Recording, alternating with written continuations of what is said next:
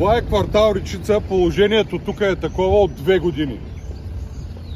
След безкрайни обещания, след 7 официални откривания, 2 години сме на средата на изпълнението на проекта. Когато изпълнителя е избран за да обслужва партийни интереси и да пълни с изпълнението на проекта партийни каси, нещата се случват по този начин. Тук водният цикъл е дъвка, която се дъвче от 4 години и община Сливен тръгва да търси отговорност от ВиК, което няма абсолютно никакво отношение по изпълнението на проекта.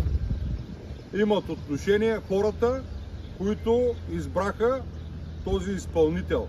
А този изпълнител държи нашия град заложник на своите корпоративни интереси в последните 2 години.